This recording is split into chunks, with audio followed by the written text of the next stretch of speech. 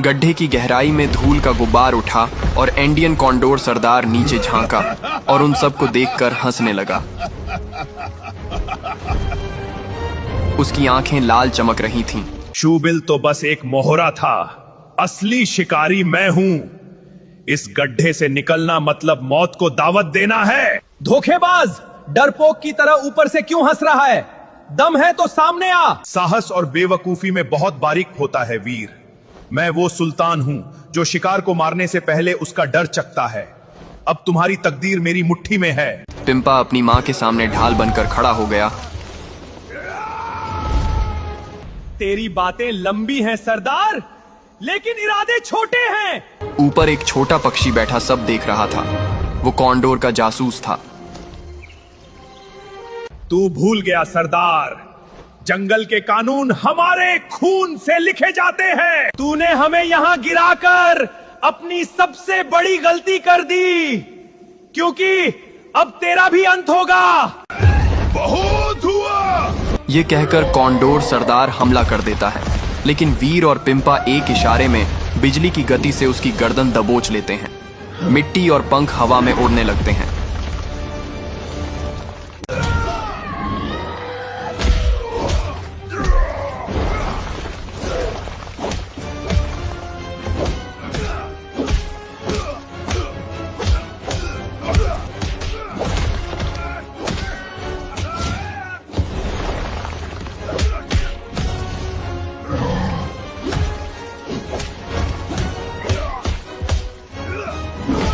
कुछ ही देर में दोनों भाइयों के पराक्रम के सामने कॉन्डोर सरदार घुटनों पर आ जाता है।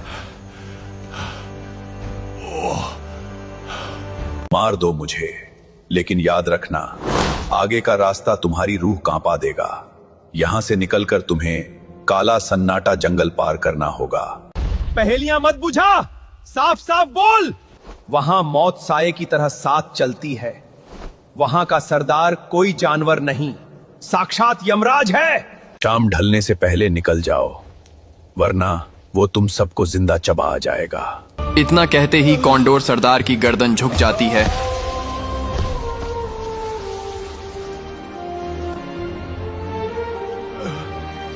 और वह दम तोड़ देता है। वीर और पिंपा तुरंत सबको गड्ढे से बाहर निकालते हैं।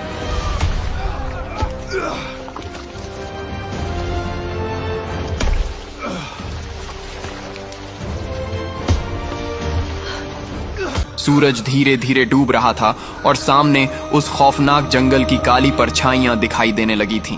हाँ, अब रुकना मौत को बुलाना होगा। उस कॉन्डोर ने सच कहा था, आगे बहुत बड़ा खतरा हमारा इंतजार कर रहा है। पूरा परिवार तेजी से उस अंधेरे जंगल की तरफ बढ़ने लगता है जहां मौत उनका इंतजार कर रही थी।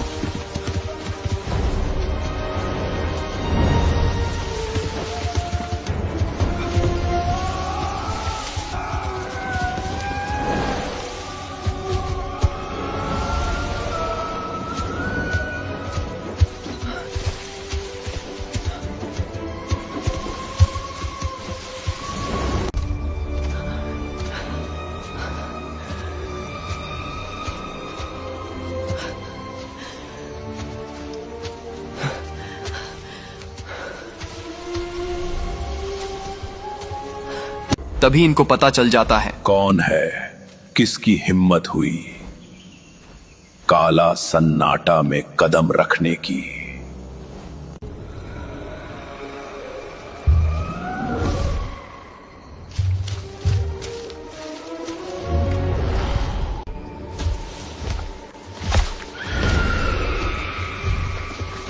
अब क्या वीर और पिंपा काले सन्नाटे के यमराज से बच पाएंगे या फिर उनका अंत उसी जंगल में हो जाएगा? ये देखने के लिए लाइक फॉलो करके कमेंट में लिखो पार्ट 10 और आप कहां से देख रहे हैं ये भी जरूर बताना।